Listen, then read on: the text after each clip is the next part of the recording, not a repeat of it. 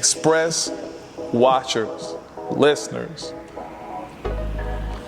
we are here with the Haitian American Jersey City dream. Proof that the traditional higher education market is not necessarily the direct route to go in order to become an elite in your field. Proof of canna power to be able to be out here owning manufacturing companies, getting these cannabis edibles on shelves in Delaware and New Jersey. First company. Proof that our black ethnicities can work for us if we let them, because you didn't know nothing about putting them raisins inside of that carrot cake along with them pineapples, did you? Now Shaq out here talking about the cheesecake has become his favorite item at the Roots Steakhouse in Morristown, New Jersey. Do you know why? People was coming to Roots for the cakes instead of the steaks. It was because of this young lady right here. Proof that sometimes all you need is hope and an easy bake oven. On our last interview with Miss Precious Osaga Erise, we said, who do we pass the root to? And she said, my sister, not Martha, not Matha, Matha Figaro, head of, CEO, and founder of ButACake.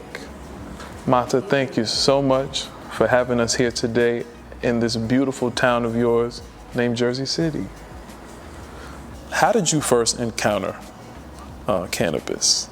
I know that there's a deep story in there, but it also involves, meaning, you know, sometimes the hardest pain that we go through, turn that around for your good, and that be the stepping stone exactly that you need.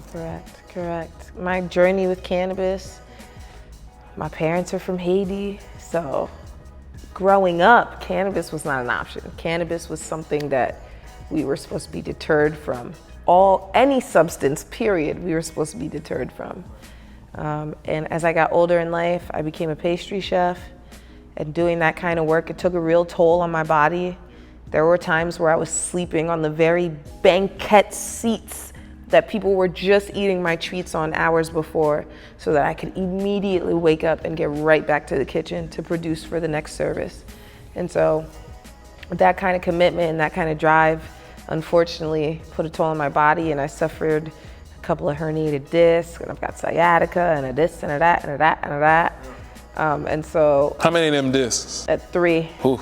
Yeah. Yeah. Yeah, it hurt. It still hurts, but now I have all the tools to manage it. And what'd you do to get through it?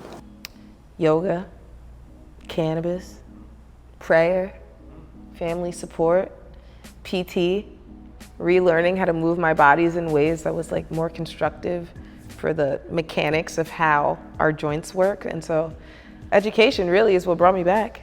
But I had a cousin originally when I had gone through the injury, and he said, you know, these doctors keep putting you on all these opioids and we don't recognize you and you're a vegetable. Smoke this weed, girl. And I was like, I don't know. Because you never did it before that? Yeah, not really. I'm pretty sure I smoked like oregano before that or something, but I just was like, I don't know. And so my cousin was like, I got you. It's okay, it's safe. Let's just go outside, take a puff or two, and you let me know how it goes. And I was, yeah, and I gave it a chance. And then, ever since then, it's you. Yeah, I haven't stopped. You've been changed. Yeah. Yeah, opioids no more. You said, because I read at one point you said you felt like you lost your light. But not weed, but the practice of cannabis, when going through some, you know, painful, literal painful times, helped you get through that. And people don't, I feel like sometimes it gets lost in the conversation where like how much physical pain can take away from your mental capacity. And so because I was suffering with so much physical pain, like I couldn't think about being creative. I couldn't think about, at the time, my job and like continuing to boost pastry sales. I couldn't think about any of those things because I did not feel good in my body.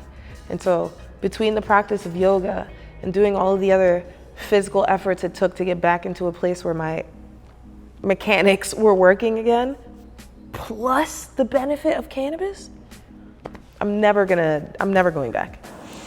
Because you see it now as a medicinal, it's a medicinal need. Yeah, for me, cannabis is a medicinal practice on a daily basis.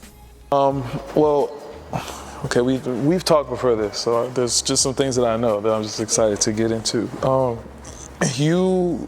Nobody can do this alone. This takes a team. I got to meet some members of your team today, some people that are really integral to your story.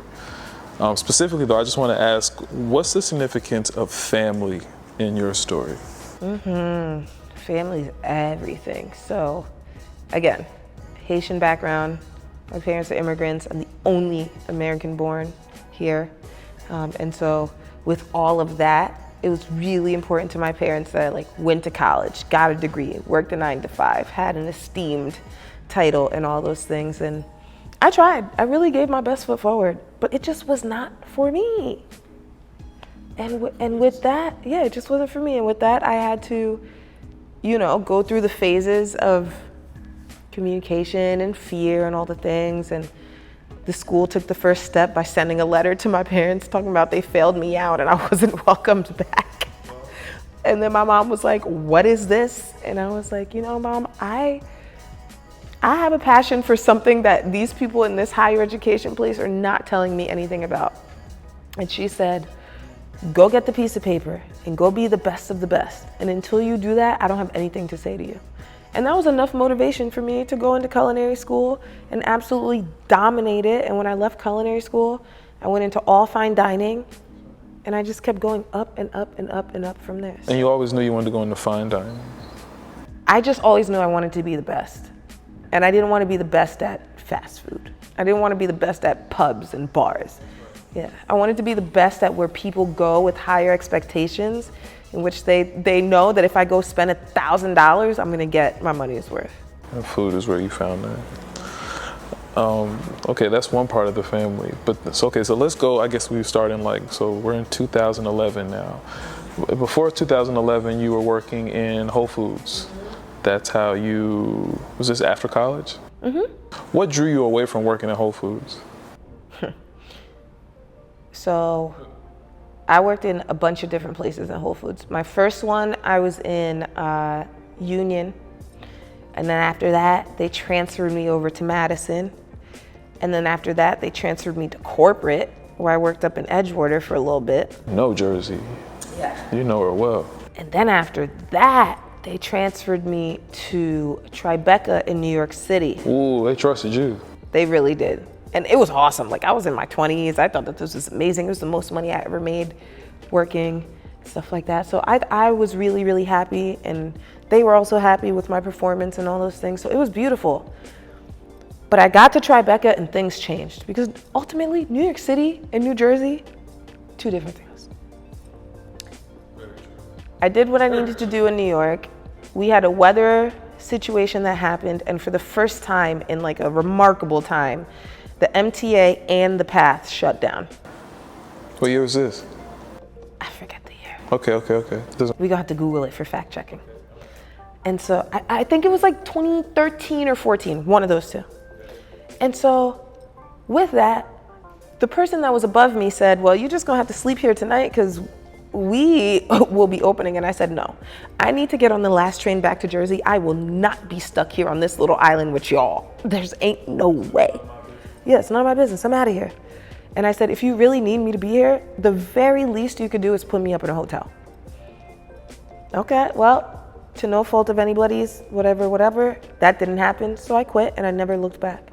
Okay, so when I quit Whole Foods, I didn't know what I was doing, but it was perfect timing. My brother and his wife had a nanny that just was not up to par, and she just wasn't treating the baby well. And I stepped up and I said, "Listen, I'm unhappy in my work life. I would really appreciate the opportunity to be a full-time auntie. I love doing it." This was my second niece at that. And I said, "I'm here to help you guys. Go thrive and do whatever you need to do in your careers, but I am here to make sure that this child of ours is gonna be okay." And then I moved in. And by the time she could walk, I was a little more useless because, babies get their independence and you have to let them have that. And that's when I started baking again, and the butter cakes just proliferated. You straight, that's where the butter cake started there. Yeah. Okay, so you have a culinary school background with a really, really deep understanding of the flavors of food and of science.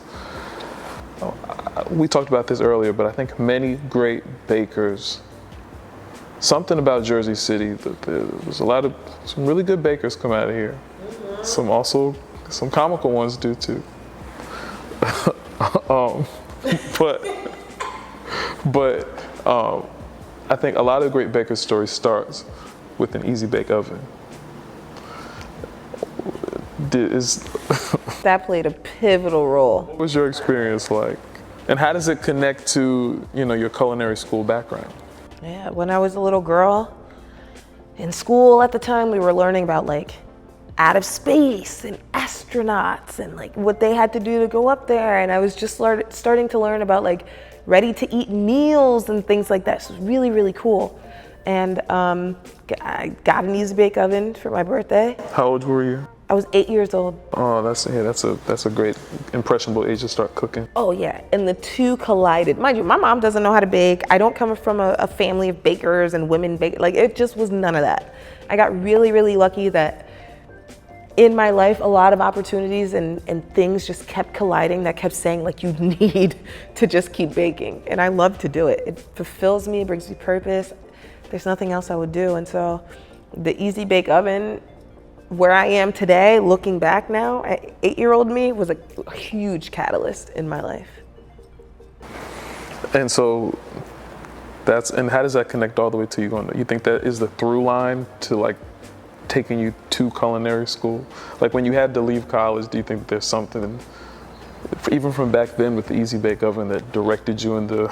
Yeah, because once I got my hands on an easy bake oven, I never stopped. Life kept throwing all these other things at me. I worked in track. I was a track athlete. I ran cross country. I tried my hand at basketball. So I did lots of different sports and stuff. I got into 3D printing and stuff in school, which was really, really fun.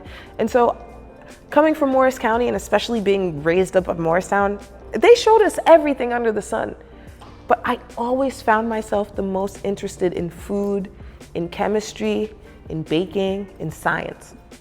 Yeah, that's always where I was at. And then by the time I got to Whole Foods, I was like, ooh, I like money.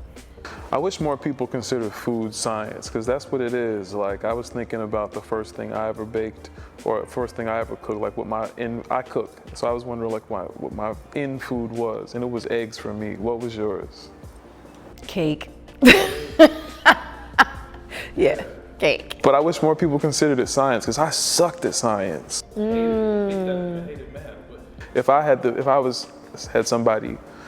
If I was told to look at it through the lens of cooking, I might have enjoyed it a little bit different. Yeah. Nobody ever told me that I could remember, but for some reason that I can't explain, it just made sense to me. We got to school and they were like, oh, well, if you mix vinegar with baking soda, this is what happens. And I was like, baking soda, I eat that. So now I wonder what happens if I do that in the application of going through food. And that's pretty much how my brain processed all of that. Baking called me. You mentioned people that look like us typically don't respond well to sugars and artificial dyes. How do you stay conscious of keeping your product decadent, but still being health conscious? I don't use white sugars. Brown sugar. Yes, brown sugar, organic cane sugar. That's brown sugar, babe. I get high up in love. That's right. Yeah, it's just, those are the kinds of things I'm thinking about. I don't want to use bleached flour. Why can't I just get wheat that's ground up so I can make a cake? So I'm always trying to just simplify our ingredients, especially because we live in a world where everything is fast paced and everybody's trying to find a shortcut.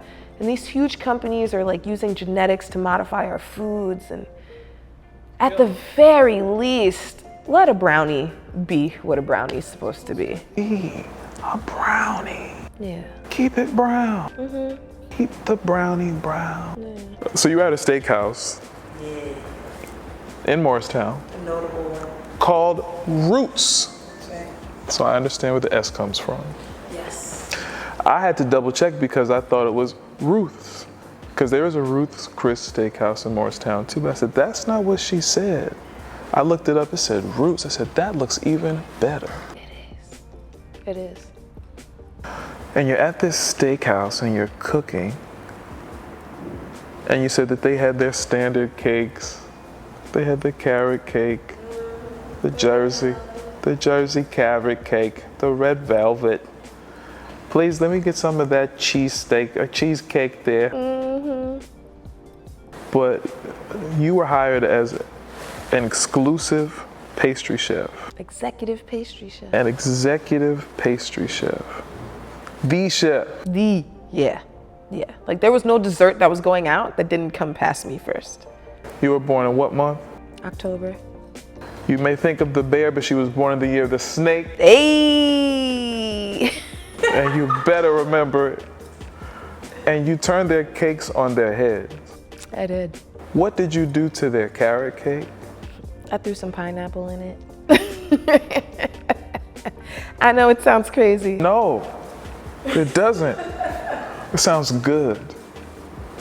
The fact that they didn't think of that is why they needed you. Yeah. What did you do to their cheesecake? What did I do to their cheesecake?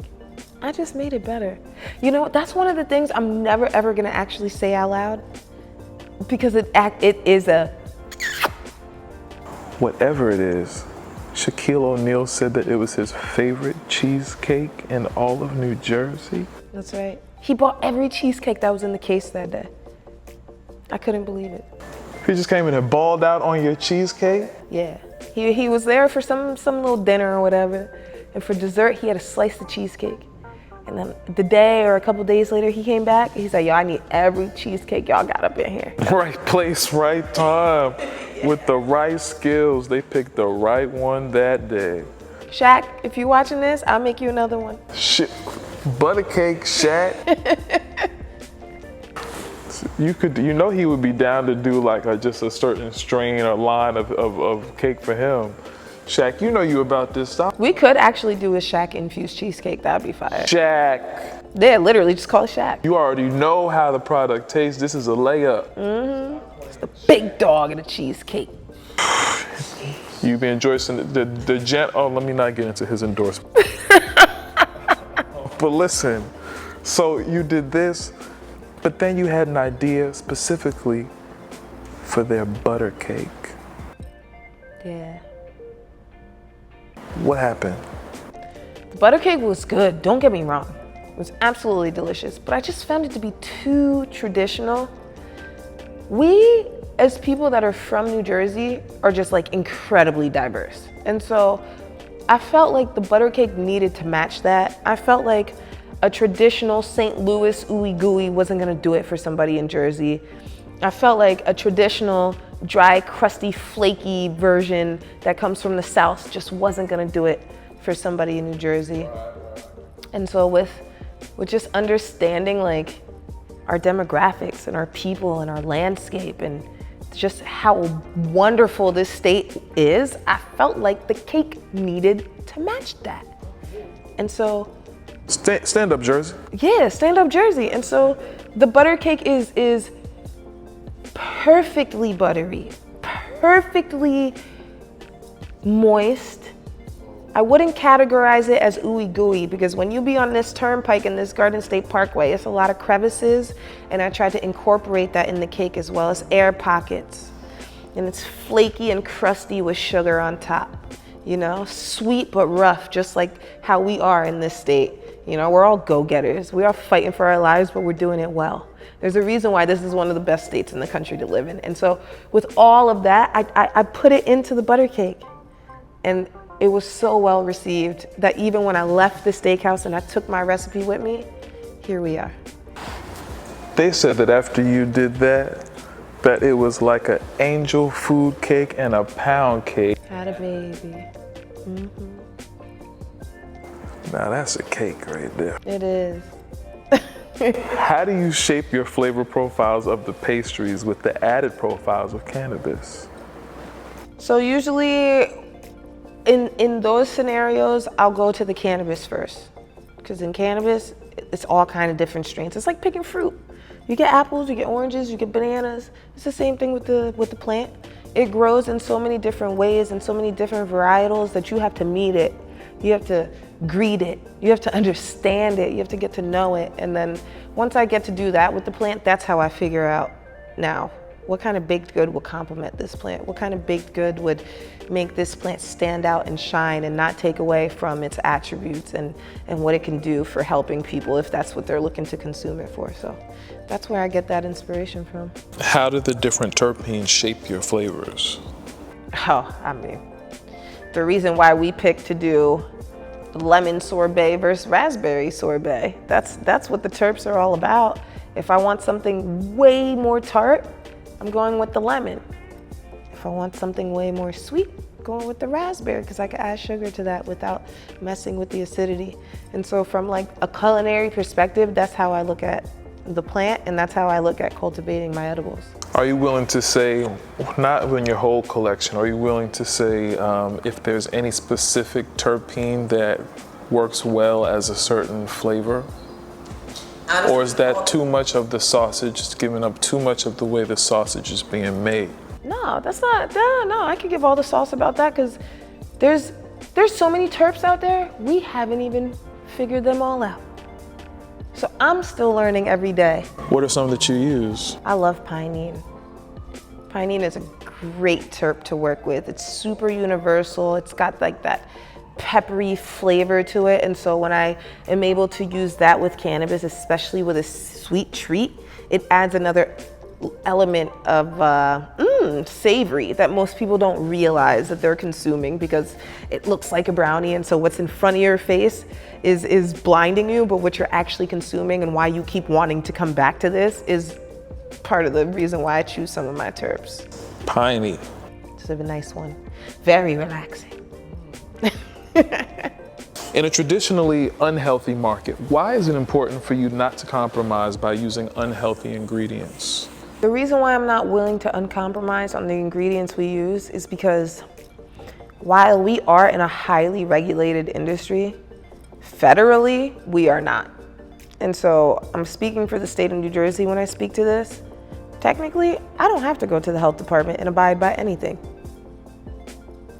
And so part of the reason why I'm so adamant is because of my background and where I came from, and those are the places in which I have been regulated by, that's exactly what I'm taking back into cannabis with me. And so I follow all FDA, USDA, every acronym under the sun that you could imagine. I follow those rules because I want to make sure I'm protecting people. Whether there was cannabis in this or not, people deserve to eat sweet treats that will not send them to the hospital with compounded issues because they ate a decadent brownie for 10 years in a row. I just feel like that's not fair. That's why we use white sugar. That's why we don't use white sugar. Yeah, no additives, no preservatives, no artificial dyes or colorings, nothing. And honestly, if I could ground the wheat myself to make the flour, I would. So, I mean, that leads me to ask, what is the difference between some of the companies? Who are some of the companies that you know, I don't know if you can say this if you want to. Who are some of the companies that you maybe looked up to or helped to model yourself after, and what makes you different from them? Some of the companies I look up to, I would say like Nestle, Mondelez, Mars, all of the big box confectioners and manufacturers of sweet treats and you know, things that we eat that make us feel good. Those are the people that I'm looking up to. But those are also the same people that I'm noticing where they're failing humanity short. And so where they fall short is where I aim to just excel. In what way? Picking better ingredients, not using engineered ingredients, not using, you know, just anything that will cause us harm in the future. Like I said, the artificial dyes and colorings, that's crazy to me. If we are eating edibles for whatever reason, period, and the edible itself contains an ingredient that's supposed to help us and do good for us and treat us well, why would I now mix that in with something that's gonna cause us harm? It makes no sense. Well, we thank you for your service.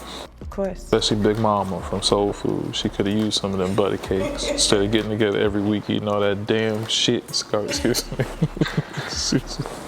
Yeah, I mean, you talked about it. You're public. What you know from your innately coming from being in the kitchen and upper management.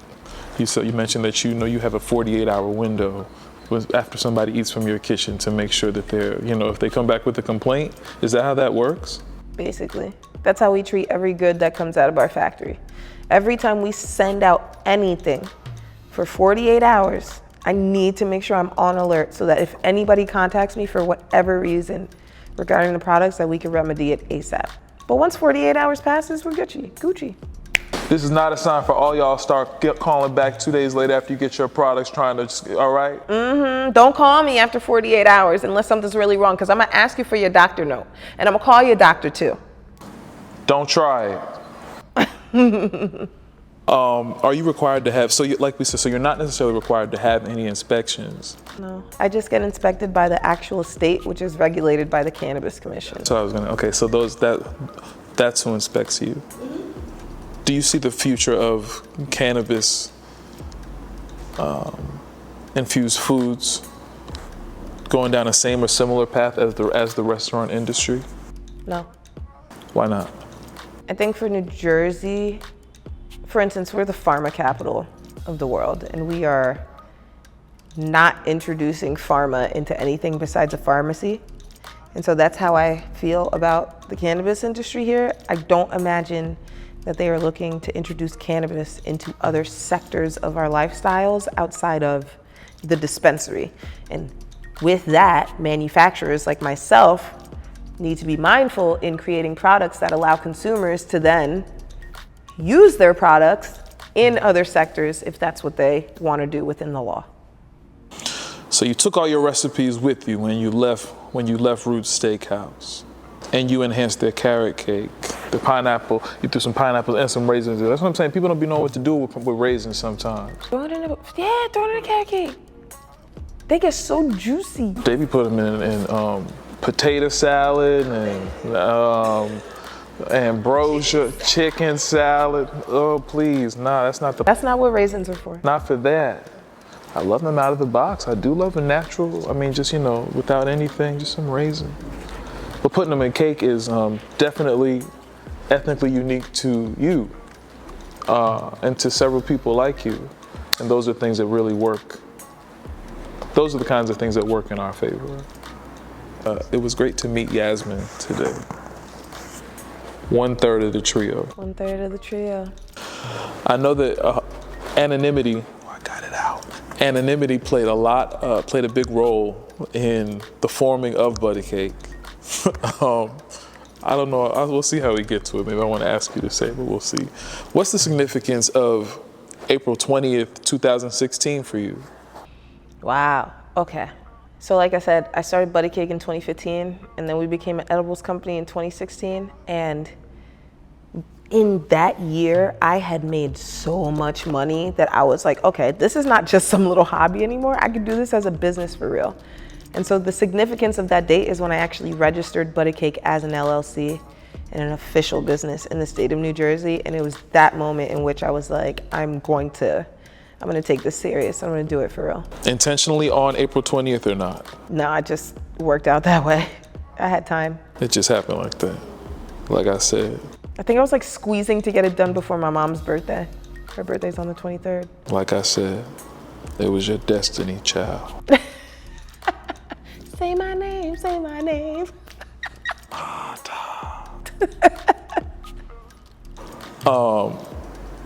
Okay, so now it's 2016. You formed this company. You're in the game now. But what was one of the hardest things that you went through? You're in the game, you are the plug, but it's hard to find. How easy is it to find clients? So at the time, Instagram was the Wild West. They weren't stopping anybody. No algorithms back in the good days. Yeah. They weren't using AI to stop us from doing my job. And so I would say at the time, the hardest part of it all was building the relationships with the cultivators and with the places it took to find good flour that I could then extract and put into my goods. Because again, I was in the unregulated market at that time, and I think that was the hardest, because those people, they were doing things and they were putting their lives on the line. They were operating illegal operations. And here I come with my little jolly self, and they're like, who are you? Why should I trust you? And so in the underground part of my business, that was the hardest part, was building the relationships, building the rapport, which ultimately led to the trust, which allowed me to then unlock the Garden of Eden of all the flour I could have ever imagined, which then turned my edibles into a godsend. And that's because you really are a true daughter of Jersey City, would you not say? Did this city work in your favor? Absolutely. How did Jersey City work in your favor and play a part to make any of that happen? Jersey City did everything for me. Honestly, like my brother moved to Jersey City first, and he was living out in the hood. And then I pulled up and I was like, hi, I want to stay here too. And he was like, nah. And so we got out of there real quick. Ended up on the other side of Jersey City. And just like I said, I couldn't bake anymore for his job. And they were like, yo, enough. And then somebody asked me to turn it into an edible. And then from there, it just was word of mouth. And one thing Jersey City is good at is telling the people what's up. And so as soon as people started to find out, between the Instagram and me just like being here, boots on the ground, it grew and it did its thing. But you did something that, I mean, is really, I guess, conventional, but in a really smart way to make it work for you. You started bartending, getting these clients at different places like The Plug, Ramen, Frankie, Luna. These are Jersey City staples. Big shout out to Luna. I'll say right here in this big year of 2025, if you are a consumer, go to Luna, because they are crushing trends right now in the city. They are one of the only places where you can actually go get a legally infused beverage. They will make you a THC cocktail there. If you are not an alcohol person and you want to go out somewhere and you want to get a little buzz and socialize with your people, go to Luna. They got something for you. And from there, that's how you were able to help find some of your clientele. Yeah, that's a genius way to use bartending. Yeah. Pull up on them. So. Yeah. Once the cat was out of the bag and I knew that I had a business that was viable with the edibles and I wasn't so scared anymore, that's exactly what I did. I started bartending all over Jersey City just so I could be like, oh, thank you for coming. Here's a cookie. Attach my card, attach my number. And this is like 2017. So then we get to the plague. Oh, the end of the world. Oh, the end of the world. Whew. How did COVID play a part in the activation of your business model? COVID solidified my business model. COVID supercharged my business model. We were all locked down. And again, word of mouth being the most prevalent thing here. All of the client base that I had built in before COVID happened, now they're shut down and all of their friends are stressed out. And so now what do you think they're doing? They're telling their friends like, yo, I've been eating these ButACakes, you better get some too. You better get some too. And then next thing you know, my business turned from a 1-woman operation into a 8-person team operation. And we were serving the entire state of New Jersey. We were allegedly doing a lot and helping a lot of people at that time. Yes. Like you said, there's a lot of people, you had people in your team who are helping you at this point, but there's like also like a nucleus of your team. There's like one of 3. I think that one of those 3 people, how did you lock in with them during COVID? Okay, so if we're talking about Jimmy, he was a customer of ButACake and I never showed my face, right? So the entire time I'm doing ButACake, it wasn't about me, it was just about the products, even online. He finds me on the internet, or I should say he finds ButACake on the internet, becomes a customer of ButACake, and my delivery driver one day couldn't make it. And so I did the delivery myself. And here I am passing off my package. And the person looking at me is Jimmy, my childhood friend from the 3rd grade. And he is like, what? And mind you, I knew this whole time it was him because I could see everybody that's ordering from me. So I know everybody's business, but they don't know it's me. And he was like, there's no way, there's no way. And he thinks that I'm just working for this amazing edibles company that he buys goods from. And he's like, are you okay?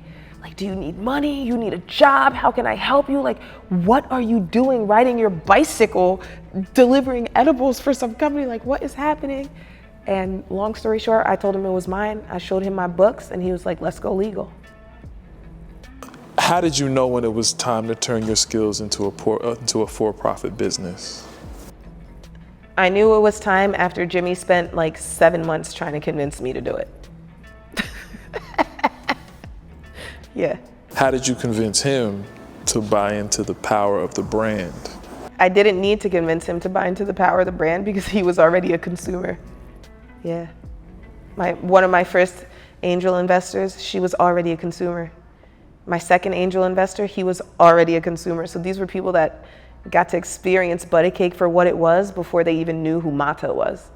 You mentioned the anonymity of how you had to operate 10 years ago.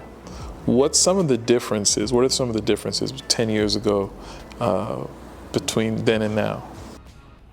Now I would say it's harder because, yeah, it's hard now because my face is out there. And so because they now have a human to attach to the brand, I also, as an individual, have to, on a daily basis, meet the standard that I set for my brand. And so sometimes that's quite difficult because there are days where I don't want to do my hair and I don't want to get dressed up and I don't want to do laundry and be a responsible adult.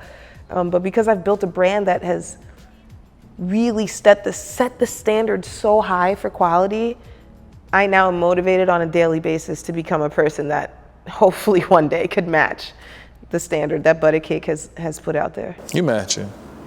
Thank you. With Jimmy and Yasmin, who I had the pleasure of meeting today. It was great to see you, to meet a core member of your team. You transitioned from legacy to licensed manufacturing, and by your account, you broke ground.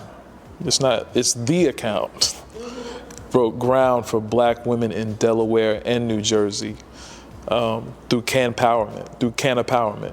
What was the hardest regulatory hurdle, and how did you clear it? My hardest regulatory hurdle started in New Jersey.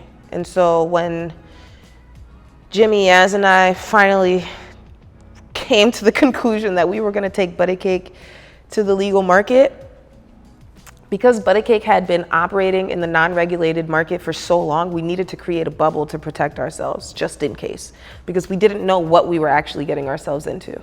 And so with that, we created Can Empowerment as a manufacturing company, which would serve to bring legacy market brands like ButACake to the legal market and have that in-between protection from the state and the streets. And so the two of them and me put the whole thing together, and the hardest part was that New Jersey was in its infancy, and because our elected officials didn't know what they were doing, and because the people that they also put in place to be our regulators didn't necessarily know what they were doing, it left people like me vulnerable and in a gray area where it was like, if you keep operating illegally, we're gonna come after you because we're a legal state now. But if you don't have what it takes to operate legally, because we haven't figured out how to give you a license to operate legally, you're just gonna have to sit around and suffer.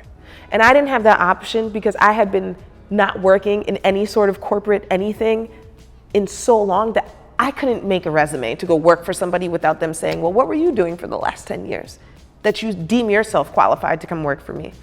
And so my hardest thing I had to go through was pack my bags and move to Delaware, a place where I knew no one. My dad at the same time was diagnosed with a terminal disease, very rare, no cure. So now, because I want to follow my dreams and I want to do my job legally, I have to move to a place so far away from my family, I feel like I'm about to cry. To accomplish this mission, that was the hardest part. But look how you made it back. I did a lot of driving. I drove 60,000 miles in a year to be close to my family and my friends and my community, while also trying to stand up a building in Delaware where I knew no one. where I had to give all my blood, sweat, and tears to. And did. And did. And are. And am. Shout out to Delaware. Delaware made me. Woo. Yeah. Delaware showed me that I could really do this. What Delaware did for me, New Jersey could have never. I had to leave Jersey now in hindsight to get it done in Delaware. It hurt, but it was worth it. And I'd do it again if I had to. Which made you the first woman-owned company to receive a manufacturing license and become a manufacturing company to be able to put edibles on shelves in New Jersey and Delaware. As a black woman manufacturer, just pause for a minute.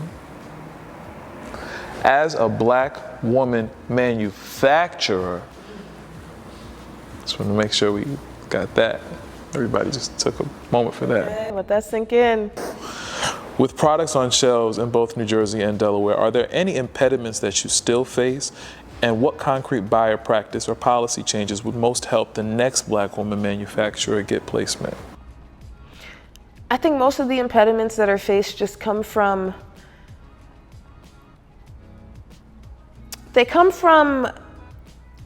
an ignorance that I can't explain. And it's not to any fault of anybody, but it's just how government and then law and then business intersect at the end for the owners. And so if there is a way to figure out how business owners could get ahead and also become of the process in the beginning in which the government is creating the path for business owners to generate an industry that benefits all of us, right? We need that to happen so that a lot of these gray areas and cracks in the cement no longer exist. Because when a business owner cannot actually get to work and generate revenue, ultimately as a partner of the state's not doing anything. And if you legalize this industry in order to generate revenue and you make it difficult for us as owners to do such, why did you do it in the first place? Preach, preacher. Yeah. Looking ahead, what are your aspirations for ButACake? How do you envision your company evolving in the next few years? And what role do you hope to play in the broader cannabis landscape? My aspirations for ButACake in particular are to continue to put out products that people can enjoy and consume through the mouth.